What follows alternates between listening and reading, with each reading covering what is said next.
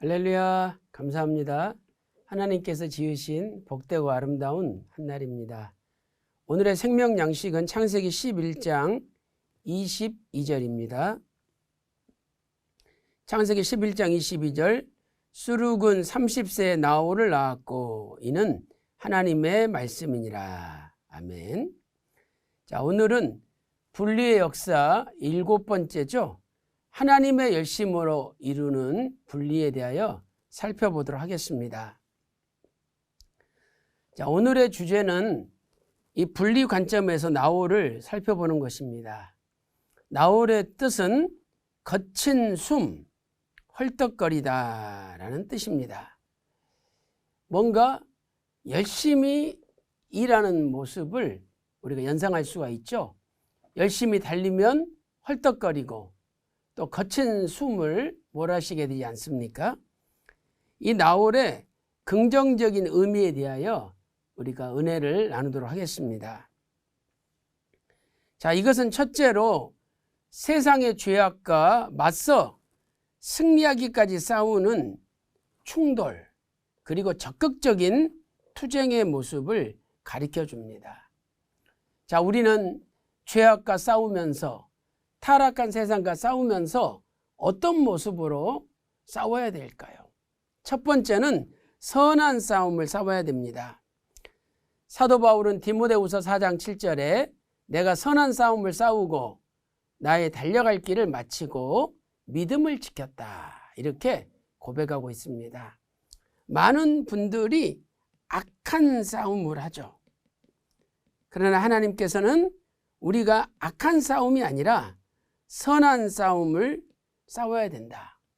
이것은 믿음을 지키고 달려갈 길을 마치는 것이라고 성경은 말씀하고 있습니다. 두 번째는 우리 내면의 선과 악의 싸움이죠. 우리의 속사람은 선을 행하고자 합니다.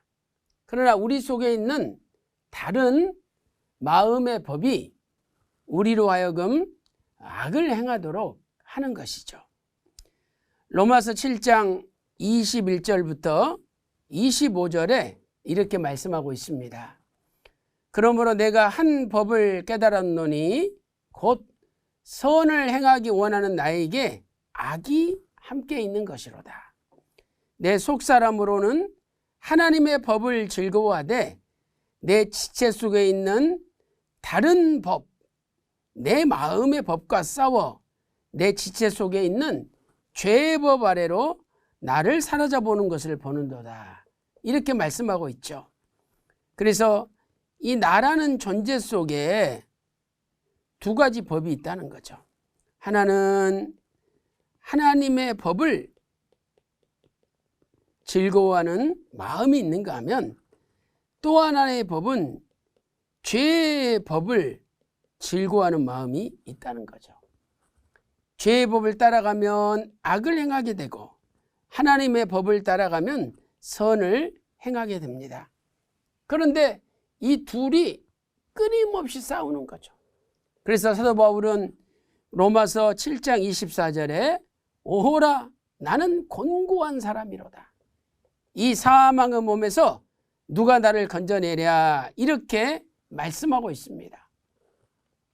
이 곤고한 사람이라는 것은 옛날에 죄수를 죽일 때 살아있는 사람을 이미 죽은 사람과 함께 이렇게 묶어놓는 형벌이 있었습니다. 그러면 이 사망의 몸에 붙어 있는 거죠. 얼마나 괴롭겠습니까? 썩은 냄새가 진동하고 바이러스가 나한테 접근해 옵니다. 그래서 나는 곤고한 사람이로다. 도저히 벗어날 수 없는 사람이로다. 이 사망의 몸에서 누가 나를 건져내랴라고 고백하였습니다. 그러나 25절에 이렇게 말씀하고 있습니다. 우리 주 예수 그리스도로 말미암아 하나님께 감사하리로다. 이 곤고한 사망의 몸에서 벗어날 수 있는 길은 예수 그리스도 한 분뿐이라는 거죠. 그런즉 내 자신이 마음으로는 하나님의 법을 육신으로는 죄의 법을 섬기노라 이렇게 고백하고 있습니다. 우리는 하나님의 법으로 죄의 법을 이겨야 됩니다. 세 번째는 이기기를 다투는 싸움이라는 거죠. 한 번에 끝나는 싸움이 아니라 끊임없이 계속적인 싸움이라는 것입니다. 고린도전서 9장 24절 25절 말씀 보세요. 운동장에서 다름질하는 자들이 다 달아날지라도 오직 상 얻는 자는 하나인 줄을 너희가 알지 못하느냐. 25절에 이기기를 다투는 자마다 모든 일에 절제하나니 참고 견디나니 우리는 썩지 않을 면류관을 얻고자 한다라고 말씀하고 있습니다. 마지막으로 내 몸을 쳐서 복종케 하는 싸움이죠. 고린도전서 9장 26절 27절 말씀 보세요. 내가 다름질하기를 향방하는 것 같지 아니하고, 이렇게 다름질할 때 목표를 향해서 일직선으로 전진하지 않습니까? 방향이 정해져 있는 거죠. 그래서 내가 내 몸을 쳐서 복종하게 하면 내가 남에게 전파한 후에 도리어 버림을 받을까 두려워했기 때문이죠. 그러므로 우리는 죄를 짓고자 하는 이 육신과 영혼을 하나님의 말씀으로 쳐서 복종시켜서 오직 승리의 도달점을 향하여 달려가야 되는 것입니다. 두 번째로 하나님의 열심으로 세상과 분리되는 거죠. 고린도후서 11장 2절에 내가 하나님의 열심으로 너희를 위하여 열심을 낸다라고 말씀하고 있습니다. 첫째로 예수님의 열심은 쉬지 않고 일하시는 거죠.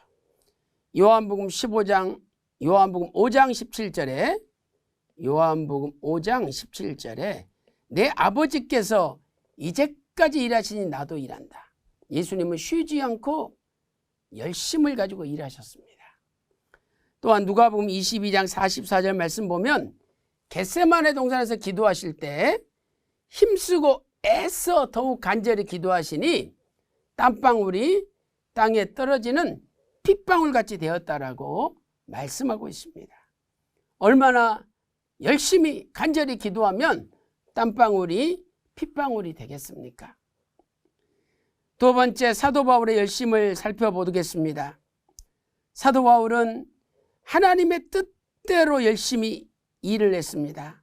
자, 얼마나 간절하게, 얼마나 변명하게, 얼마나 분하게, 얼마나 두렵게, 얼마나 사모하게, 얼마나 열심히 있게, 얼마나 벌하게 하였는가 고백하고 있습니다. 이 얼마나는 헬라어 알라로 그러나라는 뜻 외에도 그 이상 더라는 뜻이 있죠. 그것 외에 좀 더, more, 좀 더 했다는 겁니다. 오늘 우리도 하나님의 일에 지금보다 좀 더 열심을 내야 됩니다. 휘선 박아브람 목사님께서는 창세기 족보 282페이지에서 이렇게 말씀하셨습니다. 맡겨주신 주의 일에 더 충성하기 위하여, 더 기도하기 위하여, 더 봉사하기 위하여, 더 전도하기 위하여 더 많이 수고하고 항상 주의 일 힘쓰는 자가 되어야 할 것입니다. 더 많이 수고하는 일, 그것이 은혜에 보답하는 길이요 죄악에서 분리되어 나오는 거룩한 방법이라고 말씀하셨습니다. 오늘 또 하나님의 뜻을 붙들고 더 수고함으로 하나님의 열심으로 승리하시기를 주님의 이름으로 축원합니다. 기도 올리겠습니다. 살아계신 아버지 하나님, 오늘 또 나홀이 헐떡거리다는 뜻인 것처럼 우리도 헐떡거릴 정도로 하나님의 일을 위하여 더 수고하고 더 열심을 내어 영원히 숨차며 헐떡거릴 정도로 열심히 일하여 아버지 앞에 큰 상을 받게 하여 주시옵소서. 오늘 하루도 더 열심히 인정받는 하루가 되기를 소망하며 존귀하신 예수님의 이름으로 간절히 기도 올리옵나이다. 아멘.